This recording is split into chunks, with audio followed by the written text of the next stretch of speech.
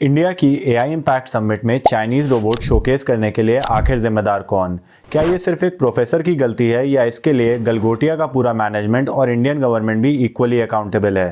क्या बात कर रहे हैं? आज के इस वीडियो में हम लेयर बाय लेयर पूरे इंसिडेंट का ब्रेकडाउन करेंगे और आपको दिखाएंगे वो लार्जर पिक्चर जो शायद आपसे छुपाई गई।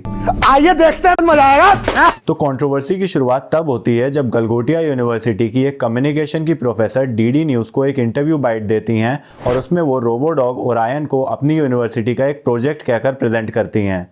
ये वीडियो जल्द ही इंटरनेट पर वायरल हो जाती है और इंडिया के आईटी मिनिस्टर तक इसको अपने ट्विटर हैंडल पर पोस्ट करते हैं। बट आगे जो होता है वो सबको चौंका देता है। जैसे जैसे वीडियो इंटरनेट पर फैलती है, लोग क्लेम करते हैं कि जो रोबोडॉग वीडियो में दिख रहा है वो एक्चुअल में चाइनीज प्रोडक्ट है और इसे 2.5 लाख रुपए में कोई भी ऑनलाइन खरीद सकता है। चीज बढ़िया है, एकदम रापचिक चीज है, लेकिन इसमें खर्चा इतना है ना कि असली वाले अमीर ही अफोर्ड कर सकते हैं। बात सही निकलती है और गलगोटिया यूनिवर्सिटी को हैवी बैकलैश का सामना करना पड़ता है। गजब बेइज्जती है। कई बड़े बड़े सोशल मीडिया हैंडल्स इस कंट्रोवर्सी के बारे में ट्वीट करते हैं एंड एंड में आता है गलगोटिया यूनिवर्सिटी का क्लैरिफिकेशन जो इस आउटरीच को और भी बढ़ा देता है। वही सेम प्रोफेसर बयान देती हैं कि शायद मेरी बात का गलत मतलब निकाला गया। आई नेवर क्लेम्ड कि ये रोबोडॉग हमारी यूनिवर्सिटी के स्टूडेंट्स ने खुद बनाया है। झूठ पे झूठ बोलती जा रही है, शर्म नहीं आती?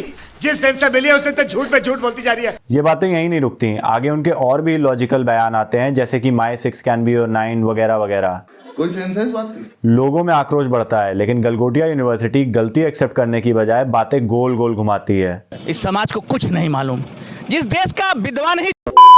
एक बार फिर कम्युनिकेशन प्रोफेसर बयान देती हैं और कहती हैं कि Galgotia university internationally acclaimed university है एंड उनकी यूनिवर्सिटी ने देश को कई पैरालंपिक एथलीट्स और शुभांकर मिश्रा जैसे जर्नलिस्ट दिए हैं। वाह वाह वाह वाह वाह वाह वाह। शुभांकर इस पर रिएक्ट करते हैं और ट्विटर पर अपना डिसएग्रीमेंट जाहिर करते हुए लिखते हैं कि किसी के पर्सनल अचीवमेंट को अपना कहकर प्रेजेंट करना उसके हार्ड वर्क की डिसरिस्पेक्ट करना है। बात तो सही है।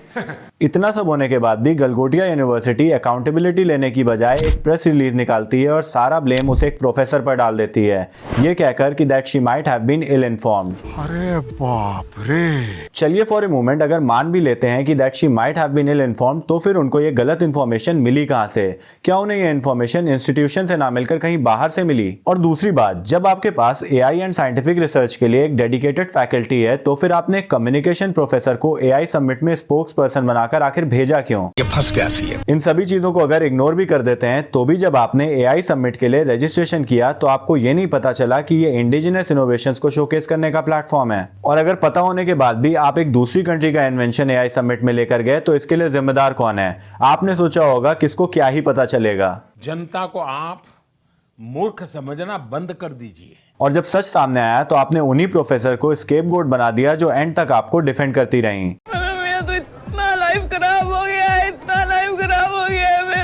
खैर दोस्तों, मेरा ये मानना है कि जितना इस फियास्को के लिए गलगोटिया यूनिवर्सिटी जिम्मेदार है उतनी ही इंडियन गवर्नमेंट भी। Oh shit! No! It is possible, it is possible. नहीं, ऐसा नहीं हो सकता। कह दो कि ये झूठ है। नहीं। क्या जब कॉलेजेस ने एआई समिट के लिए रजिस्टर किया तो उनके प्रोजेक्ट एंड मॉडल्स को वेरीफाई नहीं करना चाहिए था? क्या ऑर्गेनाइजिंग कमेटी को यह नहीं चेक करना चाहिए था कि जो इनोवेशन शोकेस होने वाली हैं वो एक्चुअल में इंडिजिनस हैं भी या नहीं? हमारे आईटी मिनिस्टर इतनी बड़ी समिट ऑर्गेनाइज करने के बाद जब ट्विटर पर वीडियोस शेयर करके प्राइड ले सकते हैं तो क्या इसमें हुए फेलियर के लिए वो थोड़ी अकाउंटेबिलिटी नहीं ले सकते?